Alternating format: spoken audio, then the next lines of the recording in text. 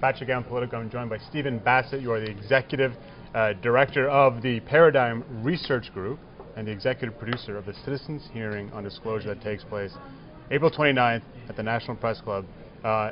It's an interesting topic. Tell us a little bit about what's going to take place on Monday. It's an unprecedented event. It's never been done before. And it's April 29 to May 3. And what we're doing is this. We're bringing 40 of the top witnesses in the world from 10 countries. And they're going to testify to 6 former members of the United States Congress who between them have 80 years of tenure. And what they're going to do is hold a hearing that the United States Congress has not held since 1968. The issue is sort of a mock hearing. You could call it a mock hearing. We call it a real citizen hearing. Yeah.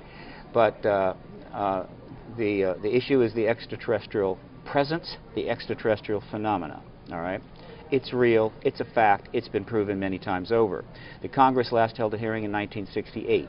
In spite of all of the massive evidence that's accrued since then, military witnesses coming forward, sightings, countries dropping hundreds of thousands of records, they've done nothing. And so we're going to do it, and the motto of the citizen hearing is if Congress won't do its job, the people will. And so the politicians you have here, and correct me if I'm getting them wrong, Mike Gravel, you got Merrill Cook, Roscoe Bartlett, Carolyn Kilpatrick, and Lynn Woolsey. And Darlene Hooley.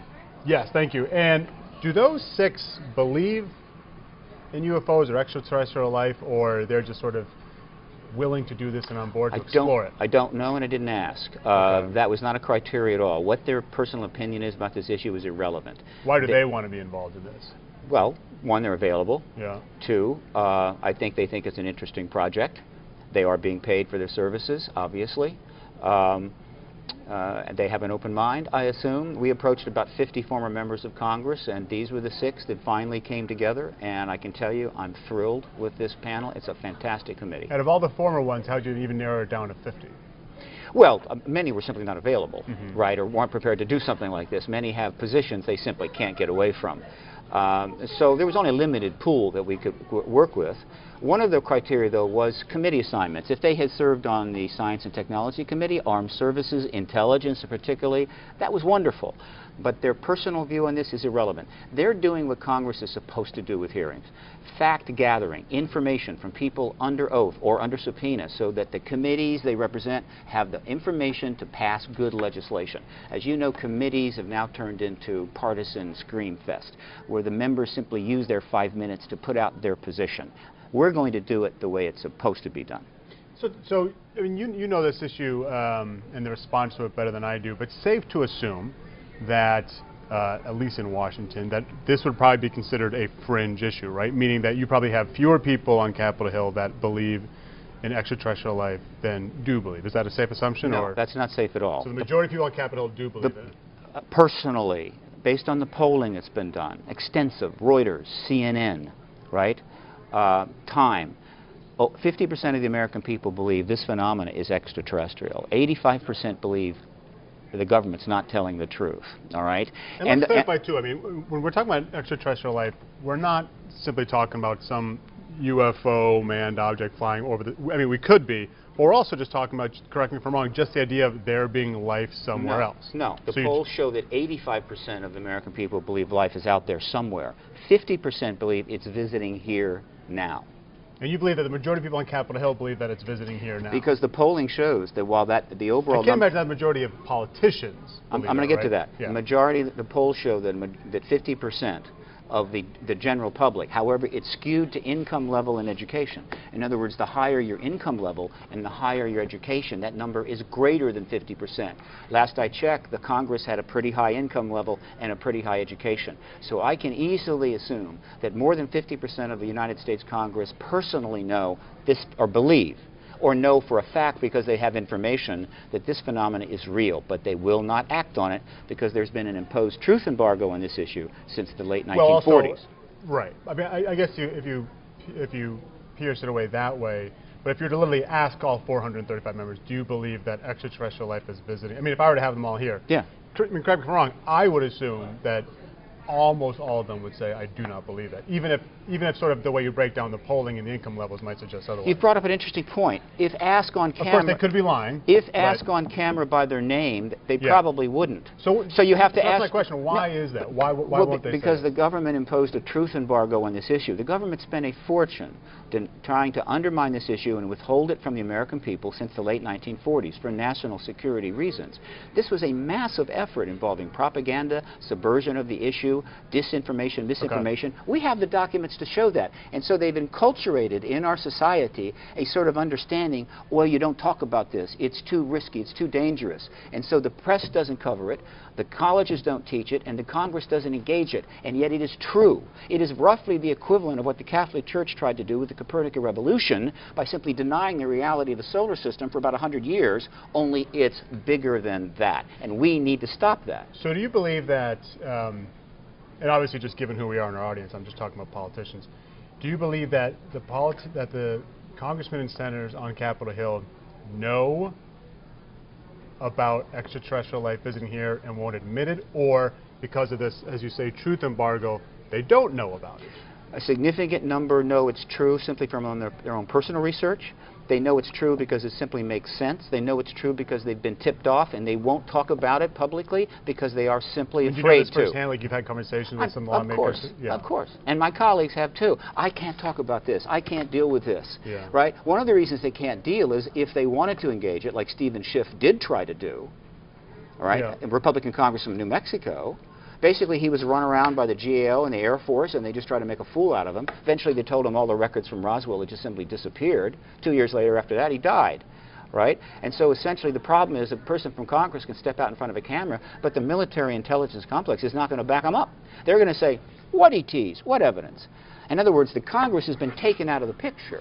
I can assure you, after 17 years, you would not believe what the United States Congress isn't told about what goes on in the military intelligence world. They have become virtually irrelevant. The two intelligence committees might as well be disbanded. They have no serious function. They are considered politicians, transient. They cannot be told important matters they do not have a need to know. That is an extreme danger to the Republic, and it turns out that this extraterrestrial embargo and this issue has been the biggest window we've had into that circumstance. And the media had better get on this, because there's a whole nother reality going on out there in military intelligence, black ops projects, unacknowledged special asset projects, underground facilities, and basically it's like, hey, we don't know anything. The Congress doesn't know anything, and worse, the President is not informed about these issues.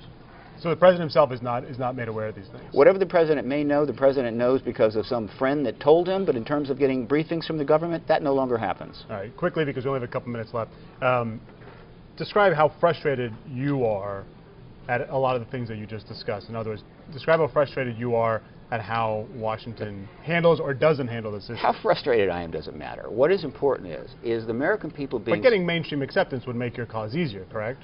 And getting government support would make the media has been covering this issue extensively with thousands of articles over the last 5 years. But what they haven't done is go into investigator mode. It's like the Washington Post saying, look, Bob, you know, Bernstein, just write up what Nixon is doing on a day-to-day. Just tell us what he's up to. But don't go investigate. Don't talk about. Don't talk to creep. In other words, the media has got to go into Watergate, Travelgate, Benghazi-gate mode on this and start asking the right questions of the right people. When they do that, and this is what this citizen hearing is trying to trigger, we're putting a massive amount of evidence in front of them saying, hey, look, folks, this is real. They go into that mode. The truth embargo on this issue, the formal policy of not acknowledging this by the United States government, won't last the summer of 2013. All right, quickly, as you well know, there was a petition submitted to the White House to respond to claims of extraterrestrial life. That was UFO. my petition. That's right. And they said, and quoting here, the U.S. government has no evidence that any life exists outside our planet or that an extraterrestrial presence has contacted or engaged any member of the human race. It goes on, and no evidence that the government has been withholding any information. Yes. Well, what was your reaction to that? It's the first time the White House has ever put its position in writing. That was a good thing, just that they acknowledge you, right? No, much more than that. It's the first time they'd ever put their position in writing.